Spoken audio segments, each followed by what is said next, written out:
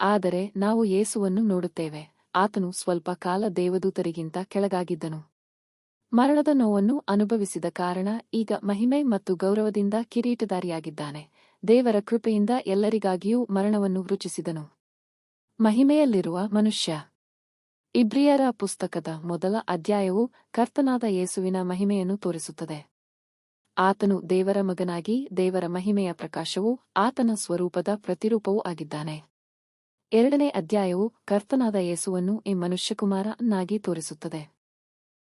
ಮೊದಲ ಮನುಷ್ಯ ಆದಾಮನು ವಿಫಲನಾದ ಸ್ಥಳದಲ್ಲಿ ಯೇಸು ಕಳೆದು ಹೋದದ್ದನ್ನೆಲ್ಲ ಮರುಸ್ಥಾಪಿಸಿದನು.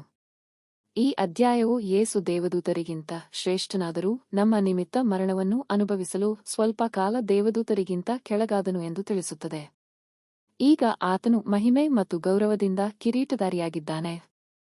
ದೇವರು ಸಂತೋಷಪಡುವ ಮನುಷ್ಯನು ಈಗ ತನ್ನ ಬಲಗಡೆಯಲ್ಲಿ ಮಹಿಮೆಯಿಂದ ಇದ್ದಾನೆ. ನಾವು ಯೇಸುವನ್ನು ರಕ್ಷಕನಾಗಿ ಕಾಣುತ್ತೇವೆ.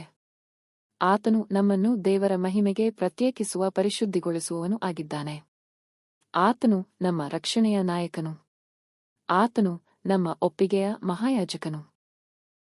ಅವನು ಅನೇಕ ಮಕ್ಕಳನ್ನು ಮಹಿಮೆಗೆ ಕರೆದೊಯ್ಯುತ್ತಿರುವವನಾಗಿದ್ದಾನೆ.